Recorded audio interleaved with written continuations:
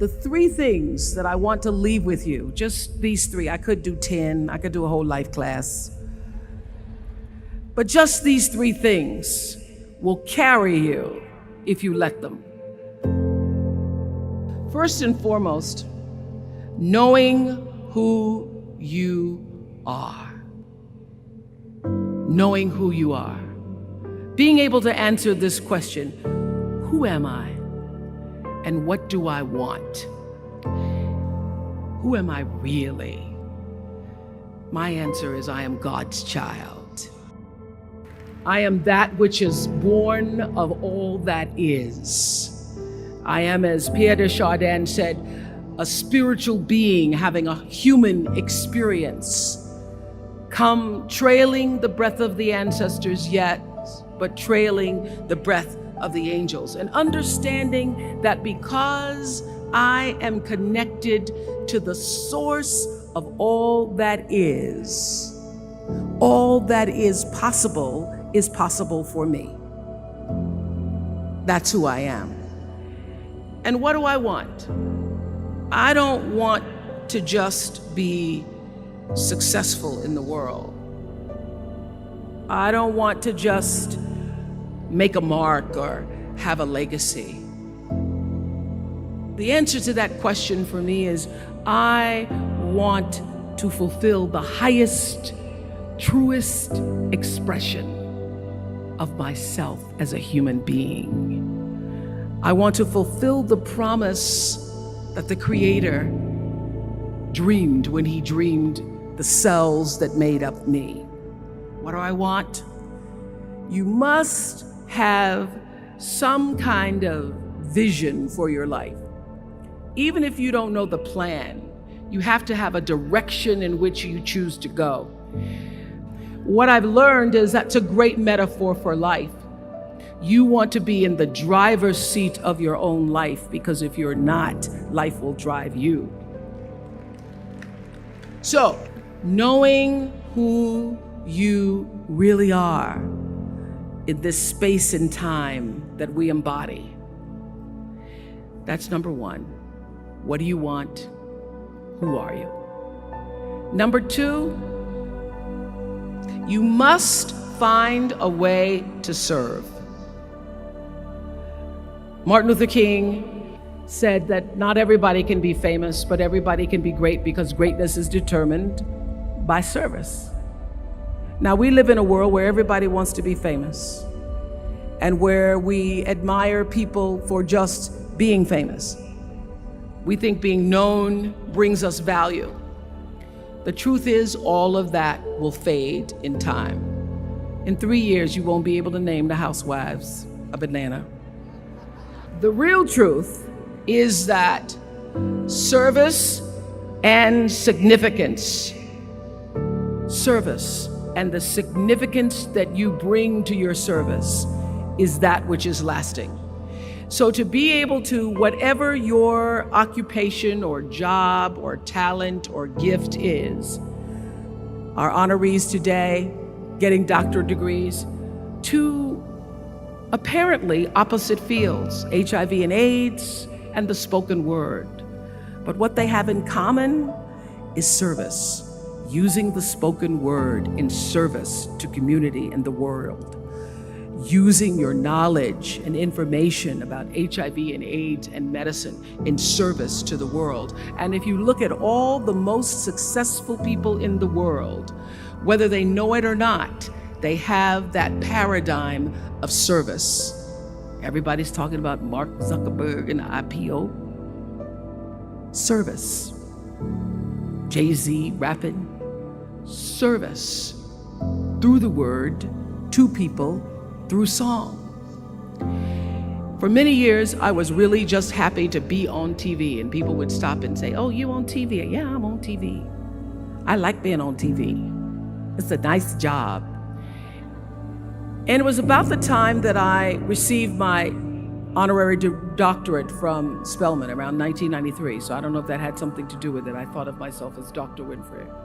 That I went back and I took a long look at what it was I was doing on TV, and made a decision that I was no longer going to just be on TV, but I was going to use TV as a platform, as a force for good, and not be used by TV.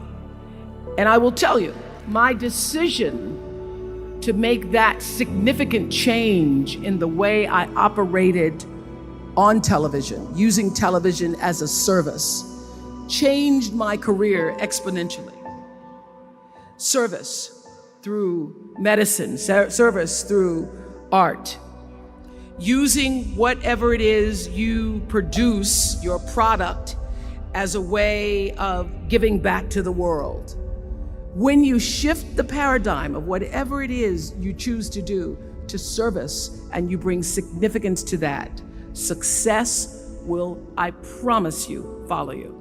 Service and significance equals success. That's number 2. Number 3, it's so simple, but so hard to do. Always do the right thing. Be excellent. People notice. Think of how you notice. You go to Taco Bell, somebody gives you an extra napkin and some sauce. You notice. You want to go back to that person. Because even at Taco Bell, excellence shows itself. Be excellent. Let excellence be your brand. Everybody talks about building a brand. I never even knew what that was. When people say, you're a brand, I would say, no, I'm just Oprah. What I recognize now is that my choice to, in every way, in every example, in every experience, to do the right thing and the excellent thing is what has created the brand. And what I know is that when you are excellent, you become unforgettable. People remember you, you stand out. Regardless of what it is, you become an unforgettable woman. And that is what we all want. We want to be unforgettable and not forgettable.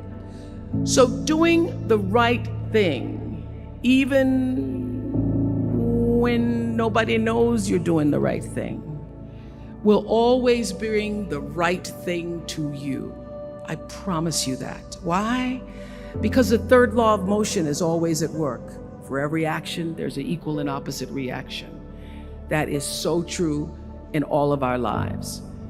You just have to do the right thing, and the right thing will follow you even when people don't support it.